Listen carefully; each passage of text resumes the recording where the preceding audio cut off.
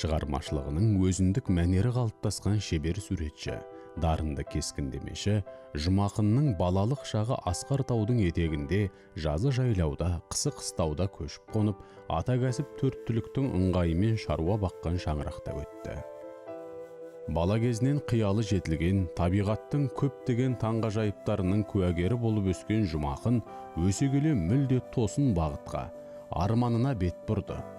Кешегі сол жүрегі туған жерінің табиғатын сүйіп өскен жас жігіт, бүгінде Қазақстан бейнелеу өнері алыптарының шоғырындағы сюжеттік туындылары асқақ сезім, ностальгиялық көңіл күй сыйлайтын, көрерменін жарқын болашаққа жетелейтін майталман суретші.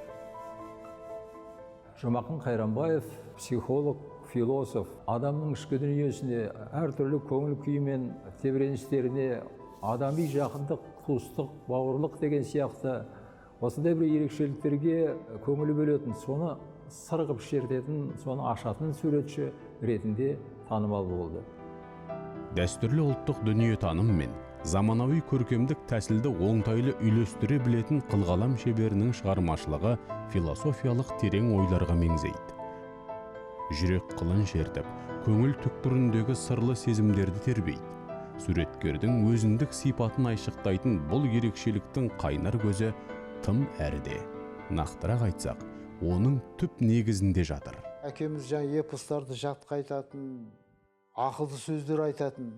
Абай жолын оқығанда, Абайдың мысалы қара сөздерін оқысаң, әкем айтып отырған сияқты. Инемен құдық қазғандай деп өзі оқымаған, соны айтатын ғой. Сонда біз жаңа кішкентай кезімізде күлетінбіз. Инемен құдық қазу деген ол не әңгіме ол деп. Отырыстарда бір сөз берген кезде мен жаңа әкем айтушы еді деп бастасам, бұлар күлетін. Сонда мен марқұм Телжанов ағамыз сұрайды ғой, сен әкең кім сенің деп. Мен адам дедім ғой. Сөйтсем, жоқ, адам екенін білем ғой. Мамандығы не, сен ол кісіні бір философ сияқты қылып айтасың дейді. Жоқ, қойшы ол кісі хат білмеген.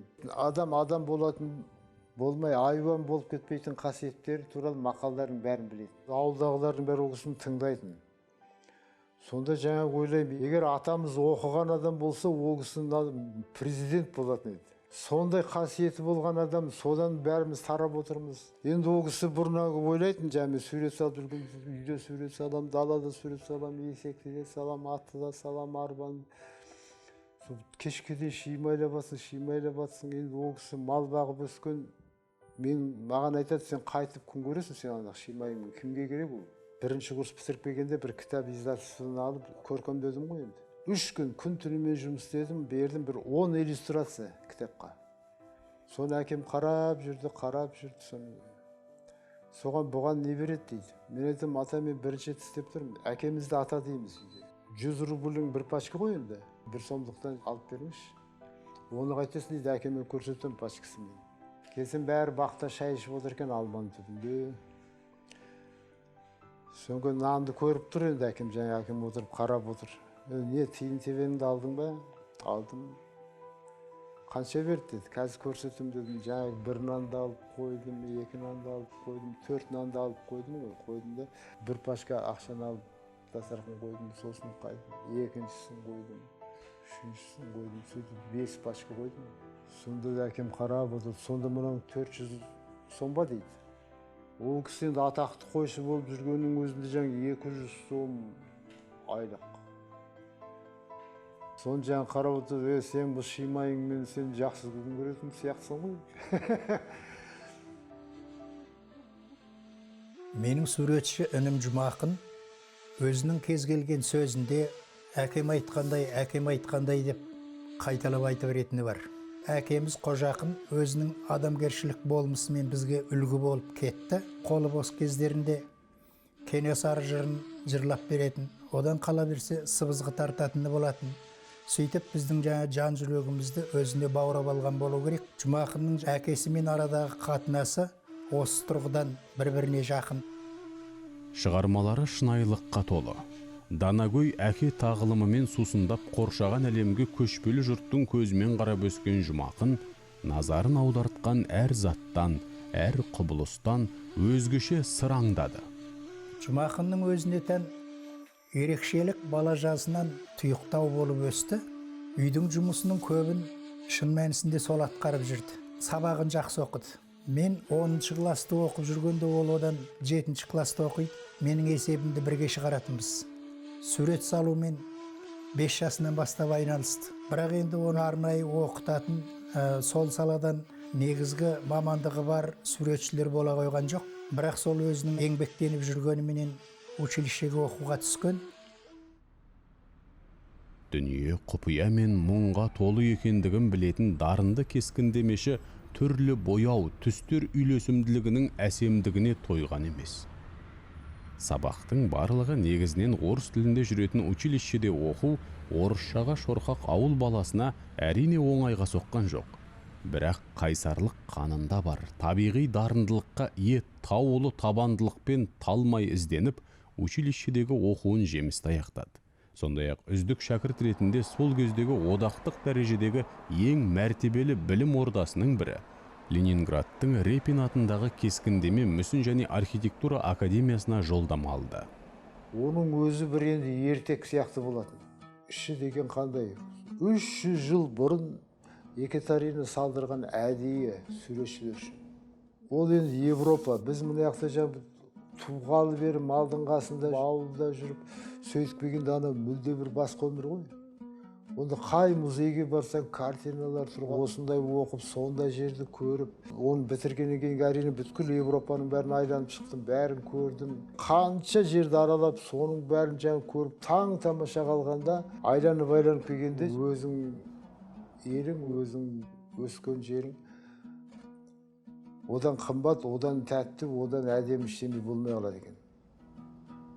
Жұмақын Қайрамбаев қазақ бейнелеу өнеріне 80-ші жылдары келе салысымен-ақ өзінің аса дарынды суретші екендігін, өзінің шебер кескіндемеші ретінде дайындығының бар екендігін сол кезден бастап көрсете бастады. Кеңестік дәуірдің аяқталатын, қолайтын уақыты да сол кез болған. Міне сол заманда біздің ғылым, мәдениет, ұлттық дәстүрге қарай бет бұрып, кеңес дәуірінде айтылмай қалған, айтуға болмайтын жағдайда болған дерек көздері, ақтаңдақтар арқылы соларды ашып айту, өмірге шындығын әкелу ісінде көп еңбектер жасалған болатын. Міне бейнелеу өнерінде де сол бағыт, сол дәстүр жалғасып жатты. Бейнелеу өнері арқылы қазақ ұлтының бас көтерер азаматтары, ақылгөй ғалымдары, міне осылардың барлығының бейнелері, образдары керек болды. Халықтың рухани жаңғыруына, оның өсуіне. Міне сол кездерде Жұмақын Қайрамбаев өте үлкен еңбектер жасады. Ол мысалы Абылай ханның образы, тағы сол сияқты Абай, Құрманғазы, Жамбыл, міне осылардың барлығы бір-бірдеп сатылап өзінің орнын таба бастады. 70 жылдық бұғаудан босап, салт санасы қайта түлеген елдің ұлттық рухын оятып, патриоттық сезімін арттыру мақсатында өнер қайраткерлеріне үлкен міндет жүктеді. Тарихи сананың жаңғыруы адамды алға жетелейтін шамшырақ екенін терең түсінген Жұмақын қылғаламынан туындаған алғашқы портреттер тарихымыздағы есімі ұлтқа ұран, ерлігі, еңбегі ұрпаққа өнеге боларлықтай бірегей тұлғалар портретін жасауға ден қойды. Көпшілігінің түр сипатын айғақтайтын нақты дерек болмағандықтан, ел аузынан там-тұмдап естелік жинау, сондай-ақ жер-жердегі мұрағаттардағы көне жәдігерлерге көз майын тауса жүгіну сияқты қыруар шаруаның басын қайыруға тура келді. Нәтижесінде суретші қылғаламынан Абылай хан, Кенесары, Райымбек сияқты басқа да көптеген дара тұлғалардың жарқын бейнелері туды.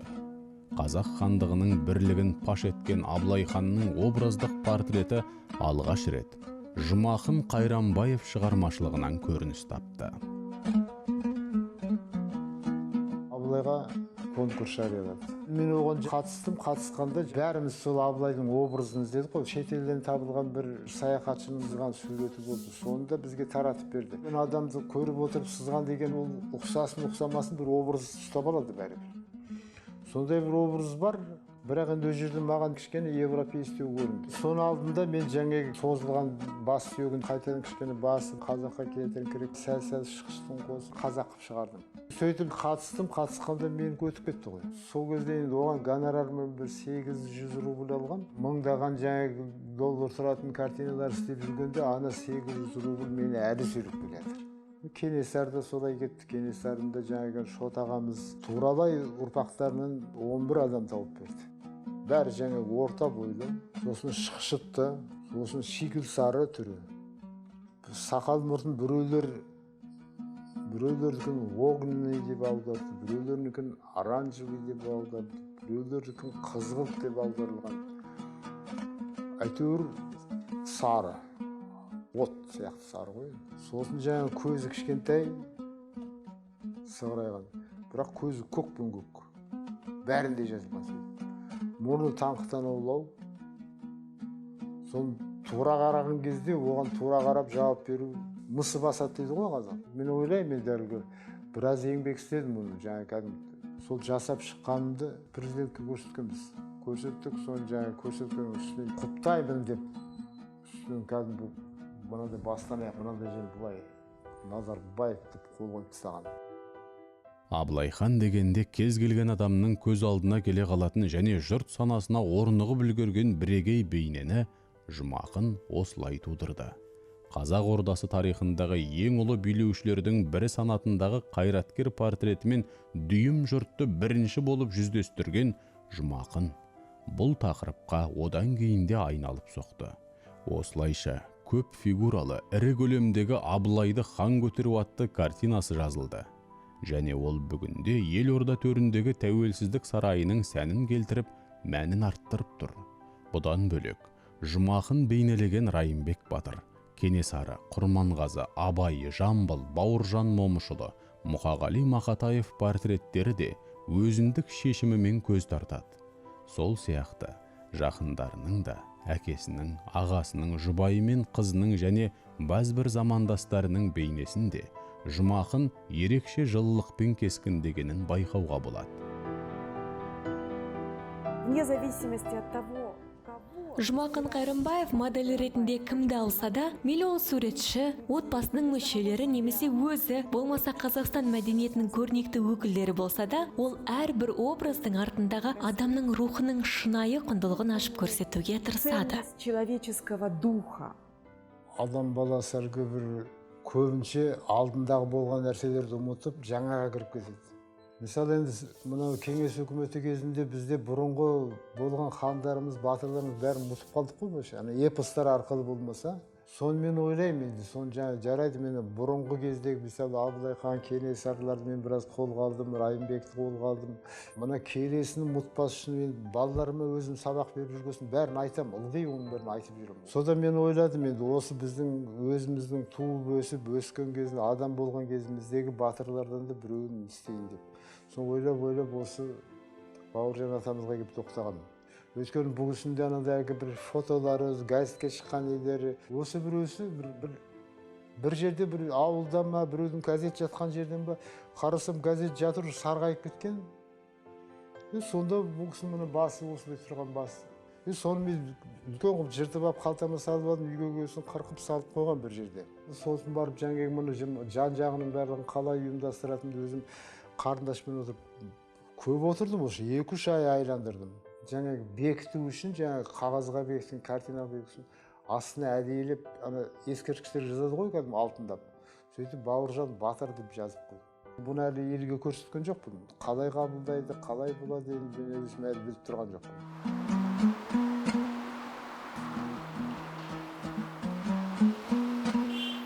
Бала кезде мен осыны батыр емес, әулие деп білесің.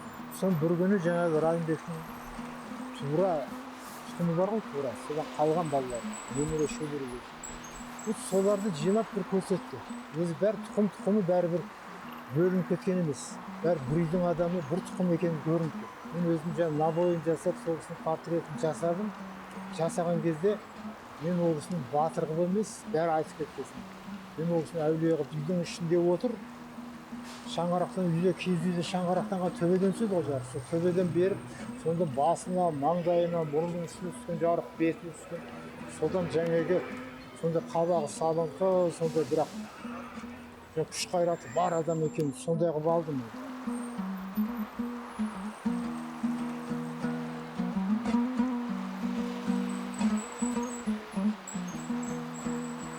Осындай бабаларымызды көтерсек бізден кейінгілер біз істегенге қарап ары қарай жалғастырады. Ең кесенесі бар, сондықтан бұл істер ұмытылмайды деп ойлаймын. Өйткені бұл бізді осы бүткіл қазақ ұлтын мемлекет қылып жеткізіп отырған осы істердің арқасы.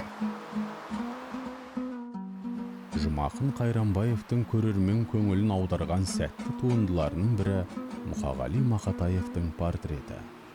Ақиық ақынды өмірінде бір-ақ рет жүзбе-жүз көрген қылғалам шебері айқын кескіндеп сол сәттегі көріністі күні бүгін де айна қатесіз суреттейді.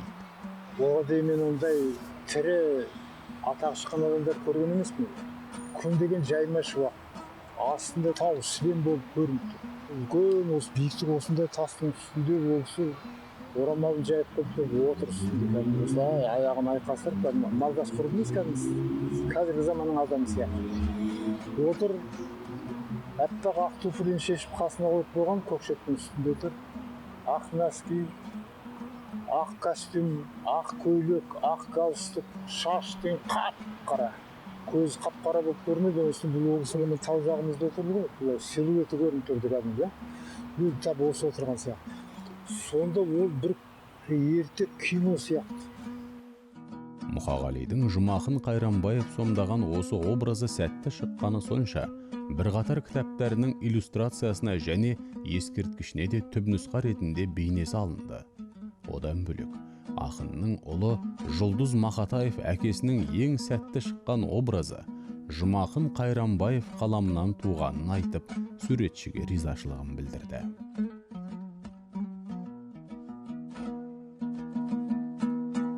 Қанша істелініп жатыр, кітаптарға етіліп жатыр. Осыдан артық портрет жоқ. Мұқағалиға арналған әр облыстарда өткізген тойдың бәрінде осы портретін шақырып беретіне бәрі соны қойды. Bir жағынан мен жаңағы өзім жақын тартып сондай бір өзім ағам сияқты көретін бұл кісі хан тәңірінің бергі бетінде туылды. Мен Қытай жағында арғы бетінде туылдым, хан тәңірінің туылды. Қайтып ойланып келгенде де бәрі біз мынау Ұйғыр ауданы жақтан біздің жайлауымыз Шәлкөде де бұл кісінің ауылы тұр.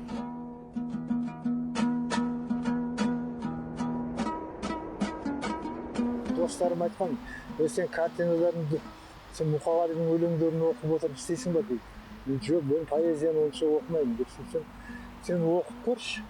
Сосын қалың кітап шыққанда отырып алып, оқиым шетінен оқысын, менің картиналарым бар. Сонда мен бұл кісінің несін оқымай-ақ, мен де солай көреді. Мен жасаған табиғаттарым, сюжетный картиналарым барлығы бұл кісінің өлеңдерінде енді мұндай адамдар 100 жылда бір туа ма, 200 жылда бір туа ма, құралақан емес қазағымыз әлі талай шығады. Жұмақынның қазақ үшін қастерлі тұлғалардың образын сомдауға айрықша ден қойғандағы мақсаты түп тамырынан, тілінен, ділінен алыстап мәңгүрттене бастаған жұрттың рухын ояту. Ерлікке толы қарт тарихқа өнер туындысы арқылы сәуле түсіріп, елдің еңсесін көтеру болғаны анық. Дегенмен ол тек бір жанрмен ғана шектеліп қалған жоқ. Пейзаж, натюрморт, пастораль тақырыптарында шеберлікпен бейнелейді. Өмірдің сан салалы арнасын, табиғат құбылыстарын адамзат баласына тән арман, үміт, сүйіспеншілік сияқты сан алуан сезімдерді мың құбылған бояу тілімен жан-жақты жеткізе білді. Мне хотелось бы отметить, что Ерекше атап өткім келетіні Жұмақын Қайрамбаевтың шығармаларына керемет бір шынайылық, өмірге деген құштарлық, сүйіспеншілік тән. Өнердің кескіндеме деп аталатын ғажайып түрінің көркем мүмкіндіктері осы сүйіспеншілікті мейлінше жан-жақты және жарқырата көрсетеді. Бұл тұрғыдан алғанда суреткер айтарлықтай биіктерді бағындырды және күні бүгінге дейін өсу, өрлеу үстінде келеді. продолжает развиваться с каждым днем и по сей день. Ішкі психологиялық дүниеге, адамның табиғат пен өмірдегі құбылыстарын, солардың бір қиыншылығы мен бақытты сәттерін байқататын шығармалар Қайрамбаев Жұмақын шығармаларында өте көп. Мысалы, бір картинасы «Жолаушы» деп аталады. Жауынды күні атын жетелеген адам келе жатыр. Сонда неғып жетелеп алған? Уақытына отырмай ма? Неге бұл айдалада келе жатыр? Жолаушы тоқтайтын жері болмай ма екен деген бір ой туады. Бірақ суретші әдейі жетелеп жауынды жауғызып қояды. Және айдалада бір ен далада шөптің арасында, таудың арасында келе жатқандығын байқатады. Оның себебі жолаушы деген жол жүргенде тек ат үстінде отыратын, тек қана сол шапқылап жүре беретін адам емес. Жолаушы өмірді кешіп келе жатқан адам, өмірдің талай қиындықтарынан өткен адам. Ол кейде атқа да мінді, ол кейде жаңағы айды түнде де сапар шекті. Және ол небір қызықты дүниелерді басынан өткізді. Және су болып, денесі тоңған уақыттары да болды. Міне осының барлығы өмір. Осының барлығы бір адамның сол өмір бойынан өткен уақытты, сол өмірінде болған жағдайлардың бәрін көрсету, соны айту Қайранбаевтың жолаушы деген ат жетелеген адамның бейнесінде көрерменге паш етіледі. Жұмақын Қайранбаев шығармашылығы туралы сөз қозғалғанда, өнертанушы мамандар оның картиналарынан лирикалық асқақтық аңғарылатынын айтады. Сондай-ақ туындыларының символикалық таңбаларға, аллегорияларға, метафоралар мен ассоциацияларға толы екендігіне назар аударта келе, Қайранбаев картиналарын поэтикалық немесе музыкалық шығармалармен шендестіреді. Пейзаждық шығармалардың өзінде де, мысалы анау Хан Тәңірі тауының соншалықты бір ерекше, керемет, тек қана биік шыңы ғана емес, соның бірге ол мынау дүниедегі жалпы дүние деген өте бір кең, қол жетпес, сондай бір ғажап ғалам екендігін көрсететін шығармаға әкеледі.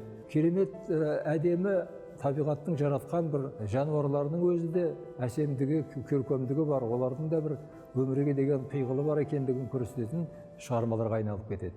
Міне осының барлығы Қайранбаев шығармаларының, оның шығармашылық мүмкіндіктерінің сондай бір сезімталдығын, нәзіктігін, бір жағы лирикаға толы, бір жағы шығармаларындағы дүниетанымның тереңдігін байқататын ерекшелік. Жұмақын Қайранбаев қайталанбас өзіндік стилін тапқан майталман кескіндемеші ғана емес, ол талантты суретшілерді тәрбиелеумен қажымай талмай айналысып келе жатқан ұлағатты ұстаз. Ленинградтан институт бітіріп келген бойда, қазіргі Темірбек Жүргенов атындағы Қазақ ұлттық өнер академиясында станоктық кескіндеме бойынша дәріс беруге кіріскен Жұмақын Қожақынұлының ұстаздық қызметіне биыл 40 жыл толып отыр. За эти годы, за эти несколько десятилетий преподавательской работы Оқытушылық қызметпен айналысқан осы бірнеше 10 жылдық ішінде Жұмақын Қайранбаев өте танымал, онда да тек ел аумағында ғана емес, шет елдерге де аты мәлім талантты шәкірттерінің бірнеше толқынын тәрбиелеп шығарды. Жұмақынның бұл арадағы маңызды бір еңбегі іздер атты көркемдік топ құрғаны. Шын мәнісінде ұрпақтар сабақтастығы дегеніміз де осы. название «Издер», «Следы». Шәкірттерінің бірнеше көрмелері де өтті, өте сәтті өтті. Сол көрмелер арқылы біз шәкірттердің де өте талантты, өте дарынды жастар екендігіне көзіміз жетті. Жұмақын аға осы өнер жолында мен әке ретінде болды деп айтсам да ол өтірік те болмайды деймін. Жұмақын ағадай қазір ұстаздар көп емес. Бұл кісінің өзі әңгімелескен кезде үні де ерекше де, домбыраның үні шыққандай бір атанмен отырып әңгімелесіп жатқандай боласың да, сондай бір қасиетті, өзінің бір сезімтал, кәдімгідей шабыттандырып жіберетіндей бір айтып қоятын сөздер бар. Мой дипломный руководитель... Оның арқасында сен ашыла түсесің. Ол кісі менің диплом жетекшім болды. Ұстазымыздың бір кереметі, ол басып тастамайды. Өз қолтаңбаңды жетілдіріп, ашықтай түсуіңе ықпал етеді. Біртуар қазақтың суретшілерінің қолынан сабақ алу мен үшін бақыт деп ойлаймын. Өйткені осынау жылдардан бері қарай бұл ағамыздың сабақ беру ерекшеліктері барынша студенттерге жеткізіп, 40 жылдан бері қарай оқытушы болып жұмыс істеп келе жатыр. Сол тәжірибелерін бізбен бөлісе отырып, бізге осы мамандық бойынша өз білгендерінің бәрін үйретті. Суреткерлік ұстанымын нақтылай келе, Жұмақын Қайранбаев ең бастысы үміт дейді. Шындығында оның осы өмірдегі атқарған күллі жұмысы, шығармашылығы, барлығы үмітке негізделген. Расында өмір онсыз да трагедиялы. Өйткені ақ пен қараның, өмір мен өлімнің, жақсылық пен жамандықтың күресі мәңгілік. Бірақ суреткердің бұл жалғаннан жарық пен үйлесім іздеуіне ештеңе кедергі бола алмайды. Өнер көп айтып адамды жалықтырмайды. Жақсы өнер, шебер қолдан шыққан өнер, ол қарапайым келеді, бірақ тура айтады, дәл айтады.